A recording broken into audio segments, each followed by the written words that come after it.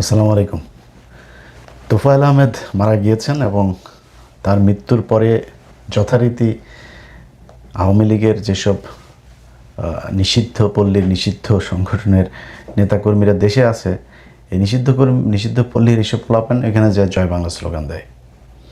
তো এখানে জয় বাংলা স্লোগান দেওয়ার জন্য তো বাংলাদেশের মানুষ মুসলমান, একটা মানুষ মারা গেলে এই দেশের মানুষ তো তোদের মতো অসভ্য না যে কবরে যায় হামলা করবে, মৃত্যুর পরে মানুষের লাশের গাড়ির মধ্যে জুতা দিবে, মৃত্যুর পরে তারা কবর দিতে দিবে না, মিষ্টি বিতরণ করে খাবে। এটা তো তোদের মতো অসভ্য না।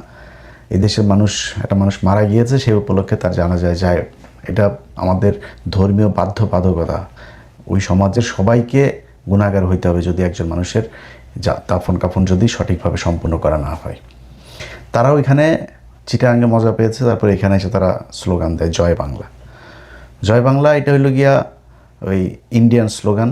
সোনাগাছিতে শিখাইছিল, ওই যে দেরাদুন এখানে বসায় তারপরে শিখাইছিল। ওই 71 থেকে ওরা বাংলাদেশের মুক্তিযোদ্ধাদের স্লোগান এই জয় বাংলা, এই স্লোগান না। বাংলাদেশের মুক্তিযোদ্ধাদের যেসব ভিডিওগুলো আপনারা দেখবেন এরকম জয় বাংলা করে কিছু মানুষ একটাও যুদ্ধ করে নাই।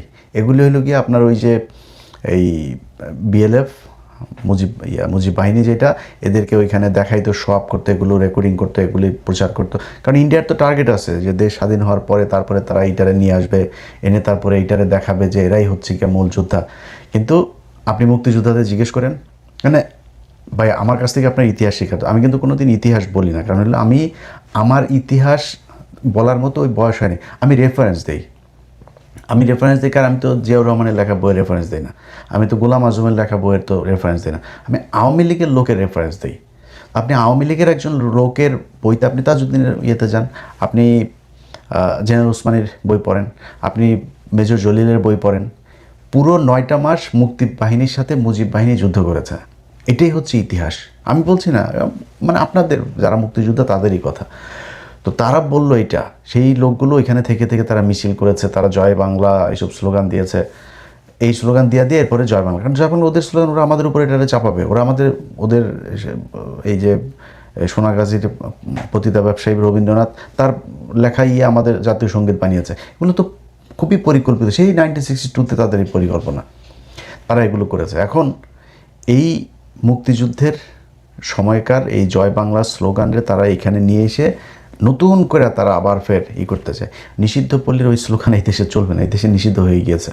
সো এটারে ঠিক করা যদি নাকি সেই সুযোগ যদি আপনাদের হাতে থাকতো, আওয়ামী লীগ বলে না চলে আসবে, এসে তারপরে আবার করবে, হুমকি। তোরা হুমকি দিস কেন ভাই? তোরা আয়। মানে ওদের দেখেন কত মানে নির্লজ্জ হইলে, তোদেরকে 45 মিনিটের নোটিশে বাংলাদেশ ছাড়া করেছে, আজকে 2 বছর পার হয়ে যাচ্ছে। আল্লাহ, এটা তো প্রি প্ল্যান, ফেরাউনের লাশ যে এখানে রেখে দেবে, এটা তো আল্লাহর পূর্ব পরিকল্পনা অনুযায়ী সেটা করা হয়েছে। তাহলে তার লাশ রেখে দিত না। লাশ রাখা তো মানে আমাদের ধর্মীয় নিয়মকানুন অনুযায়ী আল্লাহ তো মৃত্যুর পরে তার একটা দাফনের ব্যবস্থা করেছেন, মানে কি করতে হবে একদম সুনির্দিষ্টভাবে নীতিমালা দিয়ে দিয়েছেন। এইভাবে মৃত্যুর পরে খুব দ্রুত তাকে এইভাবে করতে হবে, পরিষ্কার করতে হবে, পবিত্র করে তারপরে এইভাবে কাপড় পেঁচাইতে হবে, সব শিখিয়ে দিয়েছে। ফেরাউনের ক্ষেত্রে কেন ওইখানে রাখলো? এই পরিকল্পনা আল্লাহ কেন করলেন? যদি মৃত্যু মানুষের ব্যাপারে কিছুই বলা না যায়, তারপরেও আমরা মানে এই মানবিক কারণে থাকি। কবরে যায় হামলা করছিস তোরা, তোদের মুখে আবার এখন মানবতার কথা বলিস। সালাউদ্দিন কাদের চৌধুরী কি করছিল তোদের? এমন কোনো মানুষ খুন করেছে না কিছু করেছে? কোথায়? তার কবরটাতে পড়ে তার ছেলে এখনও পর্যন্ত তোদের ব্যাপারে খুব সহনশীল কথাবার্তা বলে। 32 ভাঙার পরে এই সালাউদ্দিন কাদের চৌধুরীর ছেলে, তিনি করেছেন, বক্তব্য দিয়েছেন গণমাধ্যমে যে উনি 32 নম্বরের এটার সাথে এইটাতে উনি একমত না। এটার নাম হচ্ছে মানবতা। ওদের কাছ থেকে ভদ্রতা শিখায় তোরা। ওর বাপের কবরে তোরা হামলা করছিস, ও তোদের ব্যাপারে এই বক্তব্য দেয়।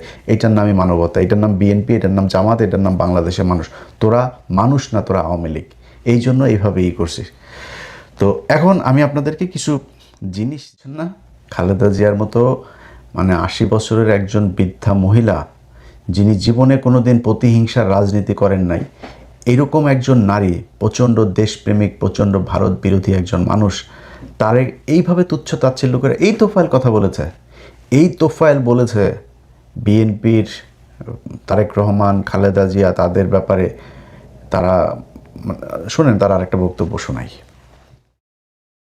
বিএনপি এটা বিলীনের পথে, ইদানিং বিএনপি অনেকে ত্যাগ করে চলে যাচ্ছে, কারণ বিএনপির রাজনীতি ভালো লাগে না। লাগবে কেমনে? বিএনপির চেয়ারপারসন খালেদা জিয়া দুর্নীতি মামলার আসামি, তার পরিবর্তে করেছে একজনকে বিদেশে থাকে, খুন মামলায় যার যাবজ্জীবন সাজা হয়েছে। একটা খুনিকে দলের ভারপ্রাপ্ত প্রধান করে মানুষকে এত বোকা। এরকম আরও অনেকগুলো বক্তব্য আছে। এই বক্তব্যগুলো আপনারা ইউটিউবে সার্চ দিয়ে দিয়ে শুনে নিন। আমি 2-4টারে একটু শোনাইলাম। এটা এই শুধু শেষ সময়ের কথা যে তা না, এই তোফায়েল তার জীবনের একদম যৌবন থেকে শুরু করে আজকে পর্যন্ত সম্পূর্ণ পা থেকে মাথা পর্যন্ত পাপে ভরপুর। খুন, হত্যা, ধর্ষণ, এমন কোনো অপরাধ করে নাই। তারে বলা হয় সে মুক্তিযুদ্ধের নাকি সংগঠক। মুক্তিযুদ্ধে তোফায়েল কোন সেক্টরে যুদ্ধ করেছেন? কত নম্বর সেক্টরে যোদ্ধা ছিলেন তিনি? এই পালের রাজনীতি আর আমাদের শিখায়েন না। যদি মনে করেন যে তোফায়েল, ধরলাম আপনাদের কথা অনুযায়ী তোফায়েল মুক্তিযোদ্ধা, তোফায়েলের যুদ্ধ সত্যি কথা, তোফায়েল যা বলে সেটাই যুদ্ধ, মানে মুক্তিযুদ্ধের বিশাল সংগঠক, ইতিহাসের অংশ, মুক্তিযুদ্ধের অংশ, যাকে যে না হলে বাংলাদেশ নাকি অসম্পূর্ণ থেকে যেত বাংলাদেশের স্বাধীনতা, এরকম পত্রিকায় হেডলাইনও করেছে। তো সে জিয়াউর রহমান সম্পর্কে কি বলেছে শোনেন একটু। জিয়াউর রহমানের নামে একটা লোক আছে, আমি তোফায়েল আহমদ জানতাম না। আমরা যখন 1969 গণ অভ্যুত্থান করি তখন জিয়াউর রহমানের নামও ছিল, এবং বঙ্গবন্ধু যখন 26শে মার্চ স্বাধীনতা ঘোষণা করেন তখন জিয়াউর রহমান কোনো মানুষ হিসেবে আমরা জানতাম না। আমি যদি বলি যে জিয়াউর রহমান যদি চট্টগ্রামে না থেকে যদি পাকিস্তানে থাকতো অথবা ঢাকা থাকতো, তিনি পাকিস্তানের পক্ষ অবলম্বন করতেন, কারণ তিনি স্বাধীনতা বিশ্বাসী ছিলেন না। তার বড় প্রমাণ, সংবিধানকে তিনি তছনছ করেছেন, রাষ্ট্রীয় ক্ষমতা দখল করে 4টি মূলনীতিকে তছনছ করেছেন। আমরা যারা সেকুলার রাজনীতি করেছি, অসাম্প্রদায়িক রাজনীতি, সেখানে সাম্প্রদায়িকতা নেই, ধর্মভিত্তিক রাজনীতি নিষিদ্ধ ছিল, সেটা তিনি চালু করেছেন। সুতরাং তিনি মুক্তিযোদ্ধা ছিলেন না। ওরা এই দেশের মানুষের টাকা লুটপাট করে, ওরা এই দেশের মানুষের ভোট হরণ করে, ওরা এই দেশের মানুষের টাকায় নিজের সন্তানদেরকে বিদেশে পড়ায়, ওদের কিছু হইলে ওরা বিদেশে দৌড় দেয় চিকিৎসার জন্য, এই দেশের মানুষকে না খাওয়ায়, তারপর ওরা মারে। এই ধরনের রাজনীতিবিদদের নিয়ে কথাই বলেন। আর তোফায়েল এটা তো সমাজের একটা কীট। এর কারণে এই বাংলাদেশে 15,000 আপনার এই জাসদের নেতাকর্মী খুন হয়েছে ওর নেতৃত্বে। এই দেশে 71-এ যুদ্ধ হয়েছে, 72 গিয়েছে, 73 গিয়েছে, 74-এ যায় কেন? দুর্ভিক্ষ হবে। সো ভাই, এত এই বালের ইতিহাস আমাদের শিখায় লাভ নেই। আমরা বহুত বইটি পড়া তারপরে বুঝা তারপরে ইতিহাস নিয়ে কথা বলি। এখন আপনি যদি নাকি কাপড় উঁচা করে তারপরে এখন আপনি শেখ মুজিব আপনার আব্বা লাগে, আপনার মারে হাঙ্গা দিয়া পয়দা করেন, পোলাপেন, আমার কোনো সমস্যা নেই। বাট যদি ইতিহাস জানতে চান পড়েন। একটা কট্টর আওয়ামী লীগ, যে আমি সে কট্টর আওয়ামী লীগ যদি আপনি আমার কাছে এসে বলেন যে ইলিয়াস ভাই বা ইলিয়াস বেটা তুই তো আমাদের নিয়ে এই করিস, তোর কাছে আমি একটু জানতে চাই, তুই মন ফ্রেশ করে আমার সাথে আসিস কথা বলতে, ডিবেট করতে, কিছু শুনতে, আমি তোরে প্রমাণ একদম সুন্দর করে খুব লজিক্যাল ওয়েতে তোর বই দিব। আমি আমার ঘরে বই আছে, বহুত বই আছে, আমি তোরে বই দিব। বইতে বলবো ভাই এই বইটা আপনি তো তাজউদ্দিনরা তো ফেলাইতে পারবেন না, জেনারেল ওসমানীরা তো ফেলাইতে পারবেন না, একজন সেক্টর কমান্ডার মেজর জলিল তারা তো ফেলাইতে পারবেন না, তাজউদ্দিনের মেয়ে তারা ফেলাইতে পারবেন, মনসুর আহমেদ তারা ফেলাইতে পারবেন, আতাউর রহমান খান তারা আপনি ফেলাইতে পারবেন। তা ওই মহিউদ্দিন এগুলিরে বাদে দিলাম। তো এগুলিরে বইগুলি পড়েন, 2-1টা বই আপনারা দিব।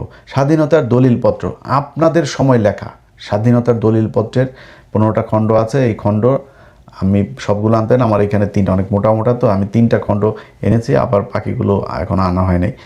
তো আমার এখান থেকে আপনারা 1টা খণ্ড দিব।